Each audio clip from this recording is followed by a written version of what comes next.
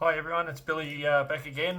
Just a bit of a follow up from my first cancer podcast or announcement, I guess. Today is predominantly for me anyway, just a heartfelt thank you to everyone. I've been quite inundated with so much love and compassion and words of encouragement, and received, I can't tell you how many messages and phone calls and visits. I'm just so blessed and thankful that I've got so many incredible people in my life. Either family, very close friends who I class as family, and people from near and afar. It's just been amazing, the outpouring of love and compassion and understanding. So it's been since Friday and since Saturday when I announced it to most people. It's been quite an incredible ride, quite the roller coaster, as you can imagine. Just coming down off the enormity of what's happening and finding out that I've got it. To then being able to reach out and let everyone know, which is quite an emotional sort of part as well. And they talk about trauma and grief and everything else. So I'm sure there's many more parts of the cycle that I've got to go through. So I just really wanted to first and foremost put my thanks out, and Loretta, my wife's thanks, to everyone. I'll try not to cry, but the love of humanity, and when push comes to shove, and people get busy, and we can get into all sorts of different things that are going on in our life. But when it comes to it, the reality is there's a realness when someone's hurt or in trouble. We tend as humans to reach out. I mean, you see that in big disasters and things like that, how incredible people are to reach out and help. But firsthand now receiving that. And part of what I wanted to speak about today is receiving. That definitely hasn't been something that's come natural to me.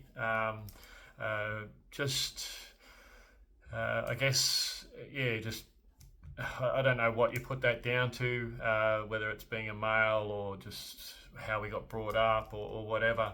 I've been, my personality is I'm always happy to share and to give to people and to be there for others and to hold space and to be a listening ear.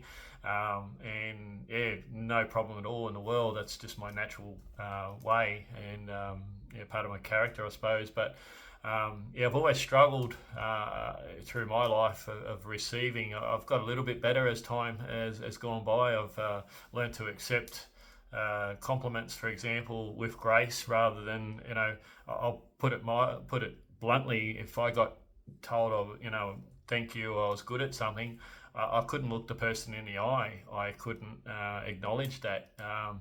And what does that come down to?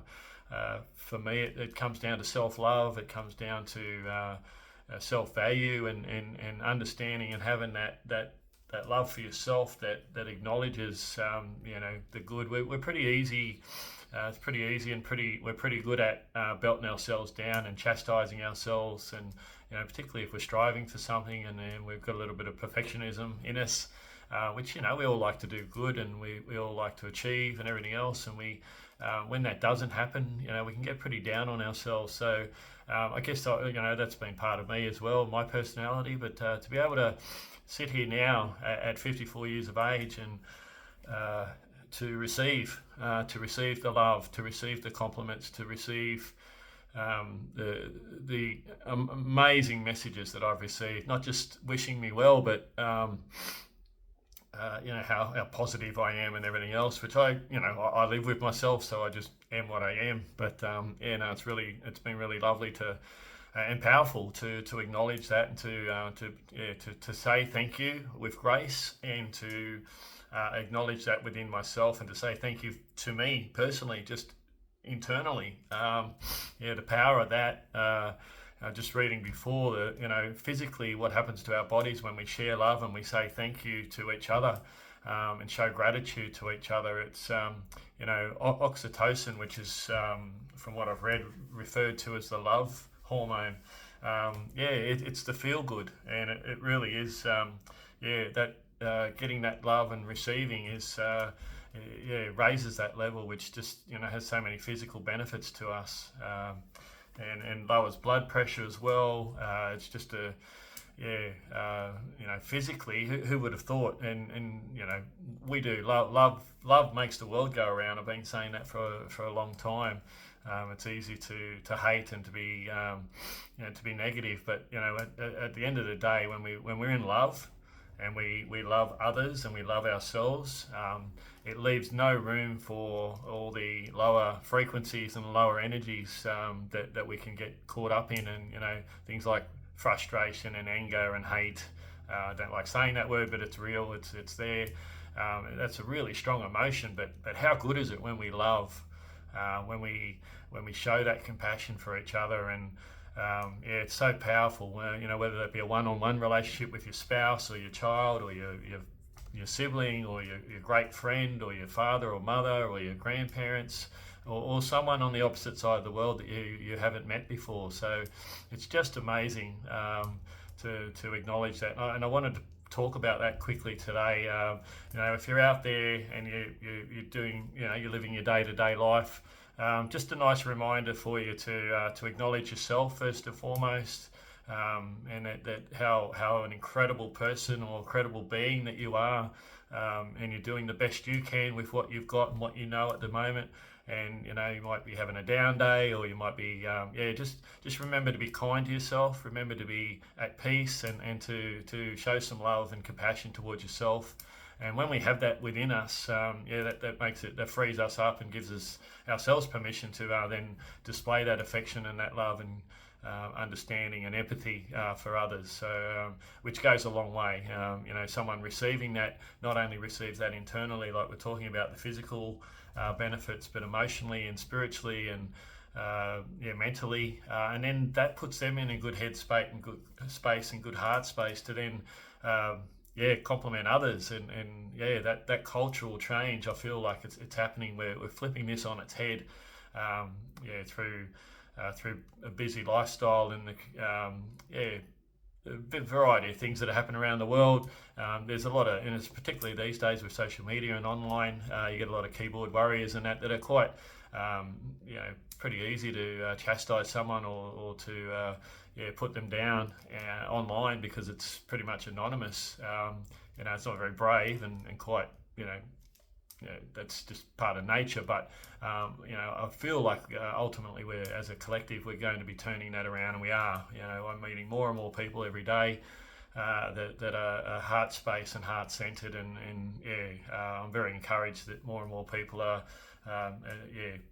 doing that more and more. So I thank each and every one of you for everything. I've received some plants. I've received so much information about alternative methods that might contribute to my healing journey, and I've got to actually sift through all that now, and I'm in I guess a bit of research mode, and I'm learning more and more each day about what the possibilities are. Some of these things, even though I'm very naturally gravitate towards alternative medicines and what nature provides, there's been a heck of a lot of things that have been brought to my attention in the last few days that I just didn't know existed, and I just more in awe every day of how much nature provides us. And that's not to take away from Western medicine and technology and what that can provide. But I'll be upfront here and now. My preference is to go down the natural route as much as possible. Surgery excluded from that. I do need surgery, and then hopefully that's the bulk of what I'm going through. But again, like I said in the first video, we really don't know the finish line and where this is all going to end. I'm going to embrace each day. A couple of people reminded me over the last few days to acknowledge myself when I'm having a bad day. This is not all rainbows and unicorns. This is tough stuff, and I'd like to remain as positive as I can, but I'm human after all, and this is not easy. So I don't want to get on here and on the camera and put up this front, because that's not what this is about. This is about removing that mask and showing all I am. But I'm thankfully a pretty positive person naturally, and I'm going to be working as much as I can to stay upbeat and positive throughout. But I'm sure there'll be days, and if I have them, I'll share that, and I honour that part of the process. I just wanted to quickly share a beautiful friend of mine, friend of ours, this morning. Gifted, but it's only a temporary thing, and she this basically, if I could just show this up, is a rock, a piece of rock from the top of Mount Everest.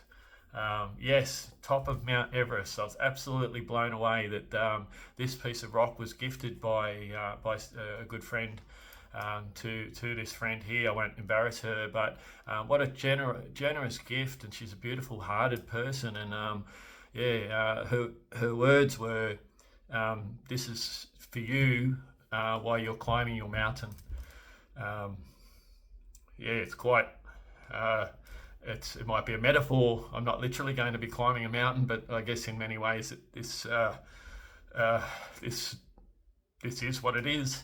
But I assure you, I'm going to be doing my best to reach the top of the mountain as effective and as quick as I can, however long that takes. And I've promised this person to return this rock with all the love that she gave it to me. So for you know who you are, and I want to personally thank you, because wow, what a gift. I guess not a lot more to say. Physically, I'll just give you an update. I'm literally just waiting on the test to come back, and then for the date to come up, which could be any day. It's an urgent referral for the surgery. For a little bit of detail, and hopefully I don't get too graphic here, but it's basically a cancer in my colon about 15 centimetres in, that's pretty much blocking obstructing most of my passage there, which is the reason why it's been so uncomfortable and difficult to naturally pass as we do, and over months it's got worse and worse, and led me to blood test and the colonoscopy, and then the big news on Friday immediately after that. So that's physically I'm feeling okay. Because of the condition, I tend to not, probably most people go once a day, I guess, on average, but I'm going multiple times a day and through the night, so I'm very rarely getting more than a couple of hours sleep. So even now, I think I woke up about 2:30, 3 o'clock, and haven't been to sleep since. So they're my tired, dark features of my eyes, which are a family trait. Thank you to my ancestors. Essentially, feeling pretty good. It's probably a challenge too when you're tired and you're a bit to get a little bit grumpy and a bit down. But I'm really conscious and aware of that to look after myself. So trying to have afternoon naps, and just trying to do the best we can.